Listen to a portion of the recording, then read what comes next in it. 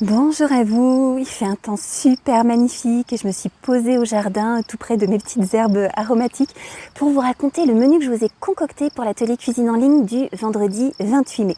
Alors c'est un menu que j'ai composé autour d'un challenge sur la sauce béarnaise. J'ai une participante régulière à mes ateliers qui m'a réclamé d'apprendre à faire la sauce béarnaise et il se trouve que la vraie sauce traditionnelle c'est une sauce qui demande un petit peu de technicité.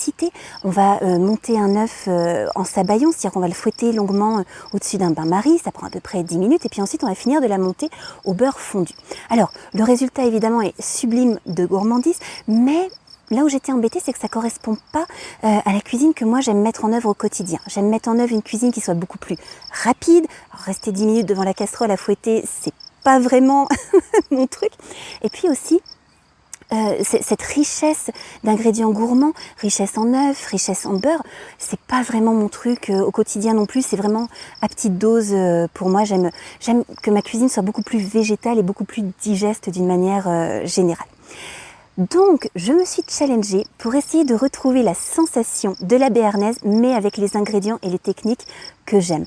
Et sur une base, figurez-vous, de courgettes et en réutilisant tous les marqueurs de la béarnaise, le bel estragon, voilà, mon petit estragon du jardin qui est tout bien parfumé, etc. Les échalotes, le vin blanc, le vinaigre blanc, on arrive à obtenir en 2 temps, 3 mouvements, une sauce super savoureuse avec tous les marqueurs de la béarnaise, super digeste en plus puisqu'on est sur une base de légumes, mais qui apporte toutes les sensations, la gourmandise qu'on recherche dans une bonne sauce, en quelques minutes seulement.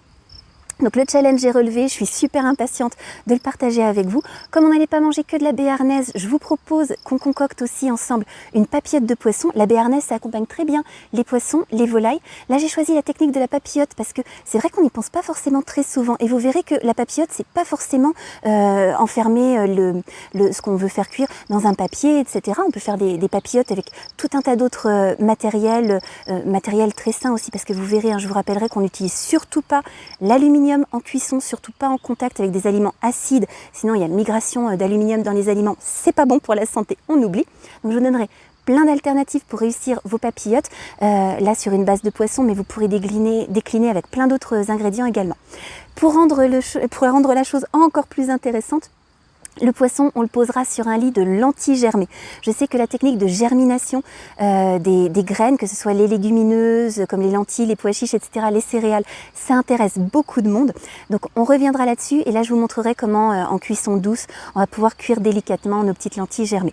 Si ça vous intéresse, vous avez d'ores et déjà sur la chaîne YouTube des Mangeurs Libres une vidéo tutoriel pas à pas avec toutes les étapes pour faire germer vos pois chiches notamment, mais après tout ce qui est légumes secs, tout ce qui est céréales, ça va fonctionner de la même manière. Donc n'hésitez pas à aller dès maintenant sur la chaîne YouTube des Mangeurs Libres. Voilà pour ce que nous allons cuisiner ensemble.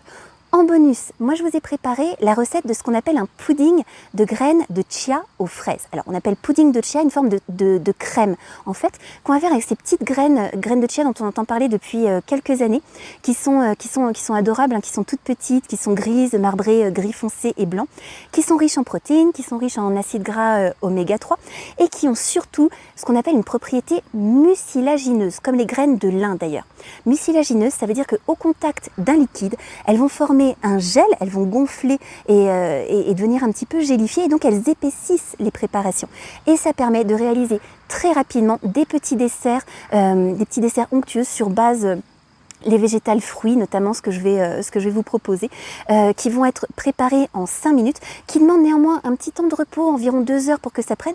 C'est pour ça que, recette bonus, vous allez avoir la recette avec tout le pas à pas pour la réaliser vous-même, la veille par exemple, lui laisser tout bien le temps de prendre, de gonfler, et nous, le jour J, on va faire notre sauce béarnaise, notre papillote de poisson, et vous m'expliquez, vous me montrez le résultat de votre pudding de chia, on vérifie si en texture ça a marché, s'il y a eu un petit problème technique, on en cause ensemble de sorte que vous puissiez réussir à la faire à la perfection et surtout changer les ingrédients, changer les fruits au fil des saisons, donc vous appropriez la technique. Voilà pour le programme de vendredi prochain. Eh bien écoutez, j'espère vous retrouver avec bonheur et puis pouvoir partager tous ces petits délices avec vous. Pour vous inscrire, c'est tout simple, rendez-vous sur le site mangeurlibre.fr vous allez dans la rubrique boutique et là vous pouvez vous inscrire directement. Si vous inscrivez à plusieurs ateliers en même temps, en plus les tarifs sont dégressifs, donc j'espère vous retrouver régulièrement. Voilà, je vous souhaite une toute belle journée, profitez bien, régalez-vous, prenez bien soin de vous et je vous dis à très bientôt.